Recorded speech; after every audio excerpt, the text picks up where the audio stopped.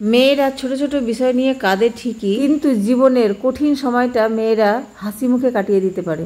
মেয়েদের জীবনে স্বামী হলো সবচেয়ে রক্ষাকারী ওষুধের মতো। ভালো হলো তো ভালোই, আর ভেজাল হলে জীবনটা শেষ। মেয়েদের নিজের পায়ে দাঁড়ানোটা খুবই দরকার, শুধু টাকার জন্য নয়, নিজের অস্তিত্বের জন্য আর পরিচয়ের জন্য। মেয়েদের জীবন বয়সটা 20 পেরোলেই পাশের বাড়ির কাকিমার কাছে আপনি বুড়ি। আমি বাড়িতে রান্না বান্না সেরে আমি চলে যাচ্ছি আমার মেয়ের কাছে। আমার মেয়ে হাসপাতালে আছে, তার কিছু টেস্ট ছিল, সেই টেস্টের জন্য আমার মেয়ে ডাকলো, তাই আমি টোটোতে করে চলে যাচ্ছি। তোমাদেরকে একটা কথা বলি, মেয়েরা যদি চুপচাপ থাকে তাহলে মনে করে যে সে অহংকারী। কম কথা বললে ভাববে ভাব নিয়ে থাকে, আর যদি বেশি কথা বলা হয় তাহলে ভাববে যে অতিরিক্ত বাচাল মেয়ে। তোমাদের সঙ্গে কথা বলতে বলতে চলেই আসলাম হাসপাতালে। আমার মেয়ে আগে থেকেই আমার জন্য এখানে ওয়েট করছিল। এখানে আমি আমার মেয়ের টেস্ট করব, এসিজি টেস্ট, কিন্তু শেষ পর্যন্ত সেখানে টেস্ট করলাম না, কারণ সেখানে ছেলেরা টেস্ট করে।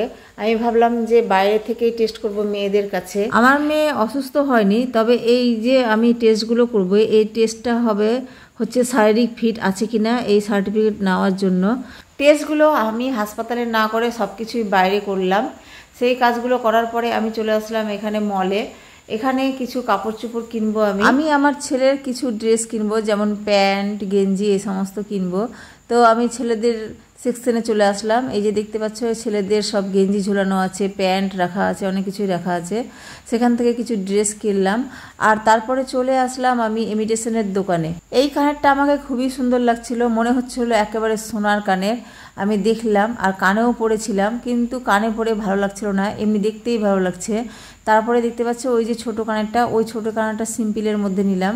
আর এই কানেরটা আমাকে দেখতে খুবই সুন্দর লাগছিল, কিন্তু পরে দেখতে ভালো লাগছিল না। সিম্পলের মধ্যে ছোটো কানেরটা নিলাম, আর একটা মালা নিয়েছিলাম, আর কিছু বাজার করেছিলাম। বাজার করার পরে আমি চলে আসলাম একেবারে বাড়িতে এসেই আমি এই কানেরটা পরে নিয়েছি। দেখো কানের দুলটা কত সুন্দর লাগছে আমার মুখে। আমি দেখছিলাম আর ভাবছিলাম যে কতটা সুন্দর হয়েছে। চলো তোমাদেরকে দেখাই আমি আর কি কি নিয়েছি, আর তোমাদেরকে দেখাচ্ছি এই প্যাকেটের মধ্যে আমার কি নেওয়া হয়েছে। এই তো সোনার মালা, এটা সোনার মালা, দেখো গোটাই সোনার মতো লাগছে। আমি তো এটা পেয়ে খুবই খুশি হয়ে গেছি। তোমাদেরকে এই মালাটা কেমন লাগছে দেখো, কতটা সুন্দর, সোনার মতো সেম, মনেই হচ্ছে না যে এটা ইমিটেশনের। আমি তো দেখে অবাক, আর মাত্র 40 টাকাতে আমি এই মালাটা পেয়ে গেছি। আর কম টাকার মধ্যে এই মালা, আমি তো দেখেই তো অবাক হয়ে গেছি। কাদের কাদের এই মালাটা ভালো লেগেছে অবশ্যই কমেন্টে জানাইও। আর দেখো আমি কি নিয়েছি, আমি যখন মলে ছিলাম, মল থেকে কি কি বাজার করেছি দেখো। এই যে মলটাতে গেছিলাম, সেই মলটার নাম হচ্ছে মাডো। এই প্যাকেটটার মধ্যে মাডো লেখাই আছে। এই তো আমার ছেলের দুটো প্যান্ট নিয়েছি, তারপরে হচ্ছে ওড়না নিয়েছি, আর একটা জাঙ্গিয়া প্যান্টও নিয়েছি। আমার ছেলে তো জাঙ্গিয়া প্যান্টটা নিয়ে সঙ্গে সঙ্গে পরে নিয়েছে, সেটা তোমাদেরকে দেখাতে পারলাম না, ওই নিজেই পরে আছে। আর তার সঙ্গে নিয়েছি হচ্ছে একটা প্লাজো। চলো প্লাজোটাও দেখিয়ে দিই, তোমরা প্লাজো কেন দেখবে না, প্লাজোটাও দেখাই।